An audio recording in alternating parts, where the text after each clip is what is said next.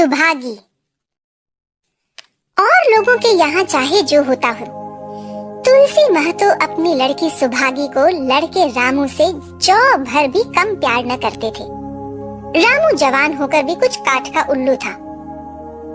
सुभागी 11 साल की बालिका होकर भी घर के काम में इतनी चतुर और खेती बाड़ी के काम में इतनी निपुण थी कि उसकी माँ लक्ष्मी दिल में डरती रहती कि कहीं लड़की पर देवताओं की आंख न पड़ जाए। अच्छे बालकों से भगवान को भी तो प्रेम है। कोई सुभागी का बखान करे इसलिए वह अनायास ही उसे डांटती रहती थी। बखान से लड़के बिगड़ जाते हैं, यह भय तो न था, भय था नजर का। वही सुभागी आज 11 साल की उम्र में विधवा हो गई। घर में कोहराम मचा हुआ था। लक्ष्मी पछाड़ खाती थी, तुलसी सिर पीटते थे। उन्हें रोते देख सुभागी भी रोती थी। बार बार माँ से पूछती, क्यों रोती हो अम्मा? मैं तुम्हें छोड़कर कहीं न जाऊंगी, तुम क्यों रोती हो? उसकी भोली बात सुनकर माता का दिल और भी फटा जाता था। वह सोचती थी, ईश्वर तुम्हारी यही लीला है, जो खेल खेलते हो वह दूसरे को दुख देकर। ऐसा तो पागल करते हैं। आदमी पागलपन करे तो उसे पागल खाने में भेजते हैं, मगर तुम जो पागलपन करते हो उसका कोई दंड नहीं। ऐसा खेल किस काम का कि दूसरे रोएं और तुम हंसो? तुम्हें लोग दयालु कहते हैं, यही तुम्हारी दया है। और सुभागी क्या सोच रही थी? उसके पास कोठरी भर रुपए होते तो वह उन्हें छिपाकर रख देती। फिर एक दिन चुपके से बाजार चली जाती और अम्मा के लिए अच्छे अच्छे कपड़े लाती। दादा जब बाकी मांगने आते तो चट रुपए निकाल कर दे देती। अम्मा दादा कितने खुश होते। जब सुभागी जवान हुई तो लोग तुलसी महतो पर दबाव डालने लगे कि लड़की का कहीं घर कर दो। जवान लड़की का यूं फिरना ठीक नहीं। जब हमारी बिरादरी में इसकी कोई निंदा नहीं है तो क्यों सोच विचार करते हो? भाई मैं तो तैयार हूँ, लेकिन जब सुभागी भी माने, ये तो किसी तरह राजी नहीं होती। बेटी, हम तेरे ही भले की कहते हैं। माँ बाप बूढ़े हुए, उनका क्या भरोसा?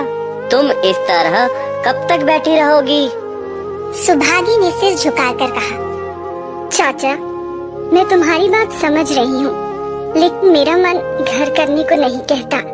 मुझे आराम की चिंता नहीं है। मैं सब कुछ झेलने को तैयार हूँ और जो काम तुम कहो वो सिर आंखों के बल करूँगी, मगर घर करने को मुझसे ना कहो। जब मेरी चाल कुचाल देखना तो मेरा सिर काट लेना। अगर मैं सच्चे बाप की बेटी होंगी तो बात की भी पक्की होंगी। फिर लज्जा रखने वाले तो भगवान हैं। मेरी क्या हस्ती है कि अभी कुछ कहूँ? तुम अगर सोचती हो कि भैया कमाएंगे और मैं बैठी मौज करूंगी तो इस भरोसे ना रहना, यहाँ किसी ने जन्म भर का ठेका नहीं लिया है। रामू की दुल्हन रामू से भी 2 अंगुल ऊंची थी।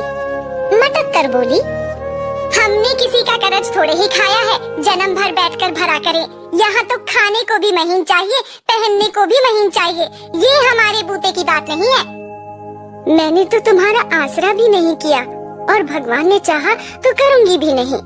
तुम अपनी देखो, मेरी चिंता ना करो। रामू की दुल्हन को जब मालूम हो गया कि सुभागी घर न करेगी तो और भी उसके सिर हो गई। हमेशा एक न एक खुचर लगाई रहती। उसे रुलाने में जैसे उसको मजा आता था। वह बेचारी पहर रात से उठकर कूटने पीसने में लग जाती, चौका बर्तन करती, गोबर पाथती, फिर खेत में काम करने चली जाती। दोपहर को आकर जल्दी जल्दी खाना पकाकर सबको खिलाती। रात को कभी माँ के सिर में तेल डालती, कभी उसकी देह दबाती। तुलसी चिलम के भक्त थे, उन्हें बार बार चिलम पिलाती। जहाँ तक उसका बस चलता, माँ बाप को कोई काम न करने देती। हाँ, भाई को ना रोकती। सोचती यह तो जवान आदमी है, यह न काम करेंगे तो गृहस्थी कैसे चलेगी। मगर रामू को यह बुरा लगता। अम्मा और दादा को तिनका तक नहीं उठाने देती और मुझे पीसना चाहती है। यहाँ तक कि एक दिन वह जाने से बाहर हो गया। सुभागी से बोला, अगर उन लोगों का बड़ा मोह है तो क्यों नहीं अलग लेकर रहती हो? तब सेवा करो तो मालूम हो कि सेवा कड़वी लगती है कि मीठी। दूसरों के बल पर वाहवाही लेना आसान है, बहादुर वह है जो अपने बल पर काम करे। सुभागी ने तो कुछ जवाब न दिया। बात बढ़ जाने का भय था, मगर उसके माँ बाप बैठे सुन रहे थे। महतो से न रहा गया। वह बोले, क्या है रामू, उस गरीबन से क्यों लड़ते हो? तुम क्यों बीच में कूद पड़े? मैं तो उसको कहता था। जब तक मैं जीता हूँ तुम मुझे कुछ नहीं कह सकते। मेरे पीछे जो चाहे करना। बेचारी का घर में रहना मुश्किल कर दिया। आपको बेटी बहुत प्यारी है तो उसे गले बांध के रखिए ना, मुझसे नहीं सहा जाता। अच्छी बात है, अगर तुम्हारी यही मर्जी है तो यही होगा। मैं कल गांव के आदमियों को बुलवाकर बंटवारा कर दूंगा।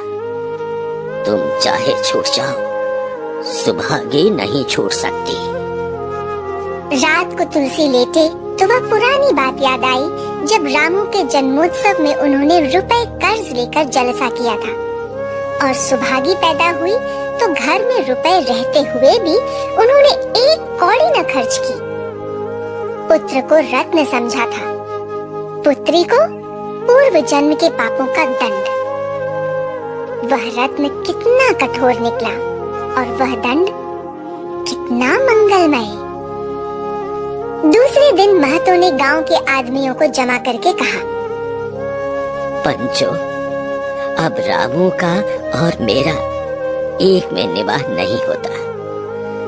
मैं चाहता हूँ कि तुम लोग इंसाफ से जो कुछ मुझे दे दो वह लेकर अलग हो जाऊं। रात दिन की किचकिच अच्छी नहीं है। क्यों जी, तुम अपने माँ बाप से अलग रहना चाहते हो? तुम्हें शर्म नहीं आती कि औरत के कहने से माँ बाप को अलग किए देते हो? राम राम राम राम। जब एक में न गुजर हो तो अलग हो जाना ही अच्छा है।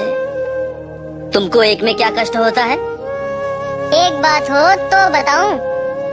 कुछ तो बताओ। साहब, एक में मेरा इनके साथ निभाह ना होगा, बस। मैं और कुछ नहीं जानता। देख लिया आप लोगों ने इसका मिजाज। आप चाहे 4 हिस्सों में 3 हिस्से उसे दे दें, पर अब मैं इस दुष्ट के साथ नहीं रहूंगा।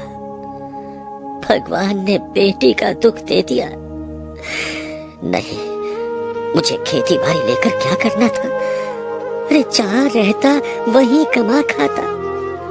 भगवान ऐसा बेटा 7वें बैरी को भी ना दे। लड़के से लड़की भली जो कुलवंती होए। दादा, ये सब बांट बखरा मेरे ही कारण तो हो रहा है। मुझे क्यों नहीं अलग कर देते? मैं मेहनत मजदूरी करके अपना पेट पाल लूंगी। अपने से जो कुछ बन पड़ेगा तुम्हारी सेवा करती रहूंगी, पर रहूंगी अलग। यूं घर का 12 बाट होना मुझसे देखा नहीं जाता। मैं अपने माथे पर ये कलंक नहीं लेना चाहती।